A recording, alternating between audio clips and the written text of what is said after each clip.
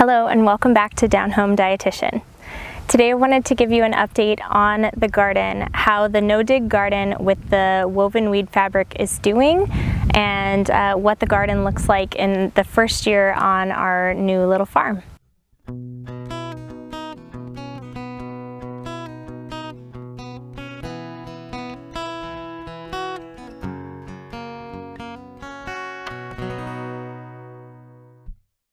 For a variety of reasons, this entire garden went in really late.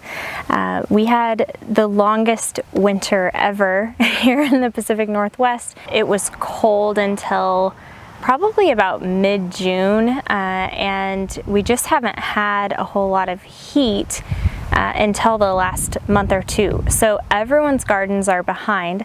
Mine is especially behind because we were building it this year and working around dry days and building it and then having to get the plants in. Everything is just really far behind. That being said, I'm not discouraged about that at all. I am so pleased with the garden.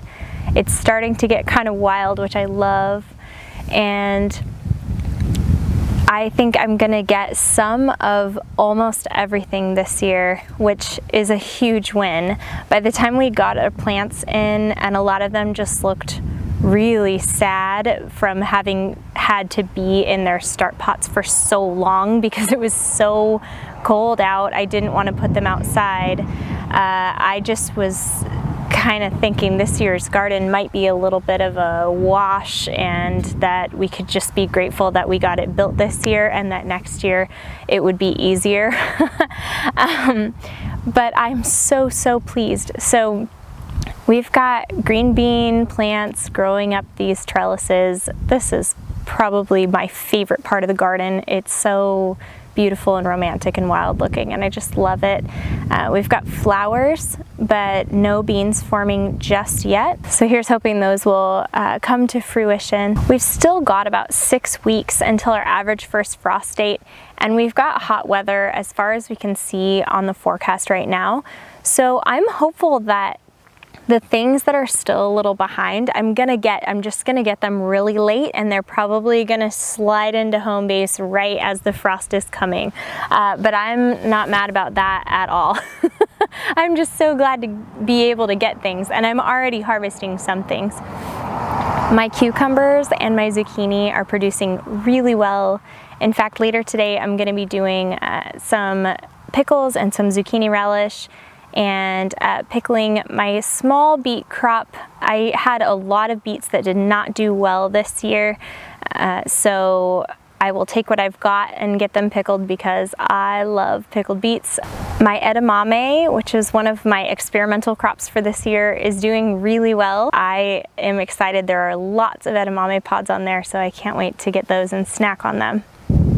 Green tomatoes are the name of the game right now. I have tons of green tomatoes and tons of tomato blossoms.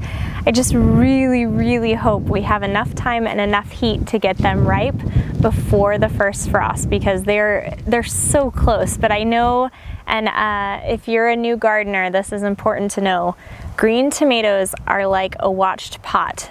They will never turn red. It takes forever, and it just feels like, oh, you see your tomato and you're like, oh, we're almost there. Soon I will be eating fresh tomatoes. And no, you won't. You'll be waiting. You'll be waiting a few weeks and you'll think, gosh, is something wrong with my tomatoes? They're never gonna turn red. They will. Just hang in there. Broccoli and broccolini are doing awesome. These are the most beautiful cabbages I have ever grown. Corn, I'm not so sure about. It went in really late, as did everything. I don't know that it got the weather and the time that it needed, so it's very short. It's looking like a full corn stalk. It's got the tassels on top, it's got the ears forming, but I don't know. If we get corn, it won't be very much, I don't think. Peppers are doing great. This is the best basil crop I've ever grown. I'm so pleased. I'm really happy with this garden. especially considering how late it went in and how weird our weather's been. I've already harvested enough out of it to be happy, and there's a lot more that I'm hopeful for, but either way, it's just beautiful to be in, and we're really enjoying this method of gardening. Once it's in, man, this is the most low maintenance garden I have ever had.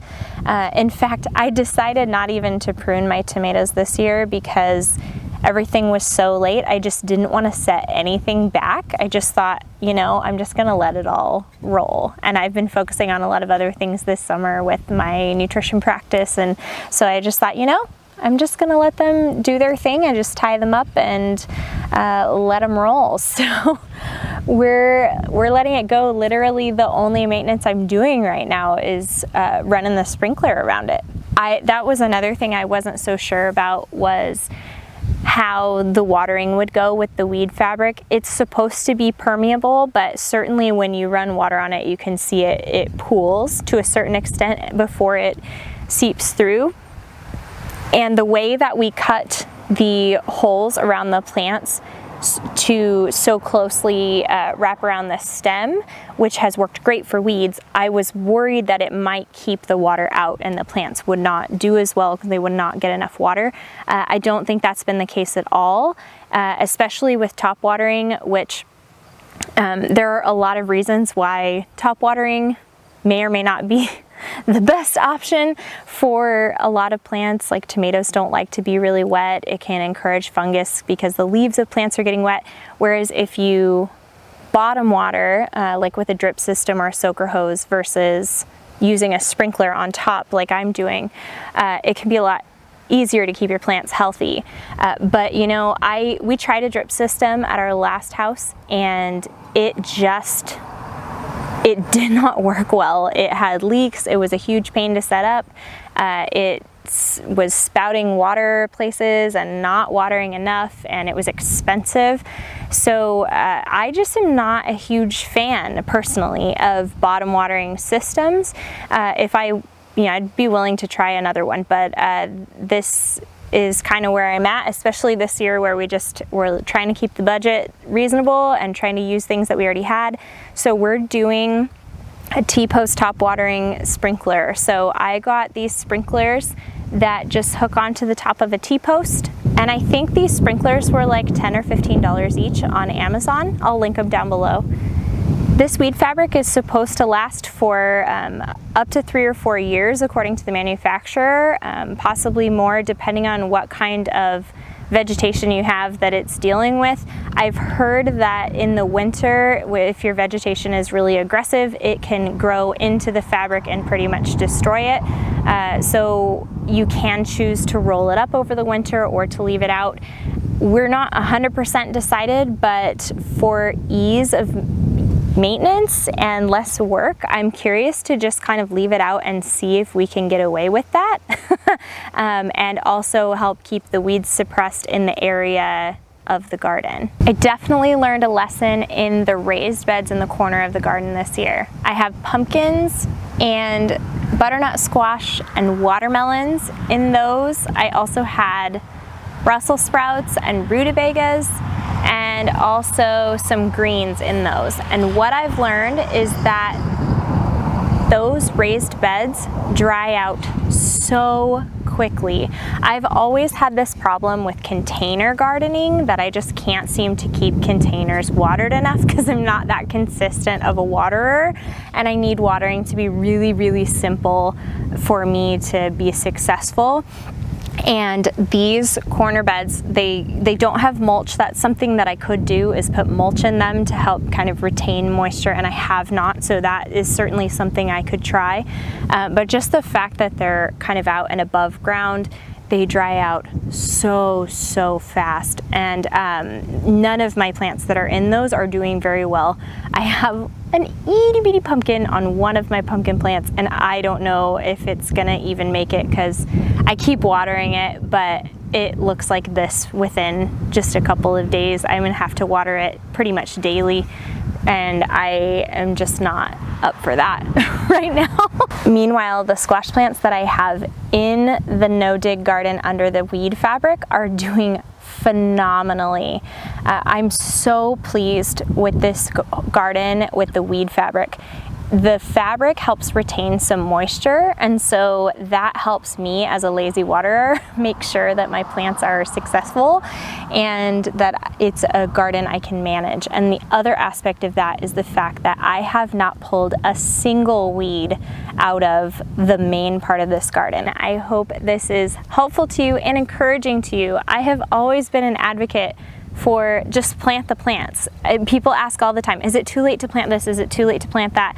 I have always said, well, just try it. You know, I have planted beans weeks after I've been told is the absolute last time you can plant beans, and I've still harvested beans. So the worst thing that you've done is wasted, you know, 20 minutes of your time to plant and $4 worth of seeds to try it. And the best thing that can happen is that you'll get a full harvest, and likely you'll be somewhere in the middle, but either way, you'll learn and you'll get that experience that otherwise you'd have to wait till next year to have, depending on the climate you live in. So if you're getting to your garden a little later than you want to be getting to it, that's okay. Keep going for it, because we planted this garden in June, and here I am the beginning of September, and it looks like this, and I'm harvesting out of it, and we still have 6 weeks to go.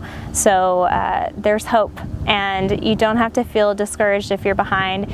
You will probably fight garden envy. I definitely do this when I see people who get their gardens in earlier on time, because I always tend to be on the later side of things.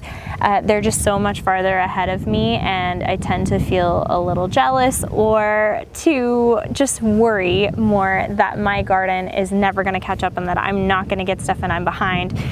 But the season, even in a short summer like we're having, is long enough that you can still go for it. You can still give it a try. Worst case scenario, you don't get the harvest this year.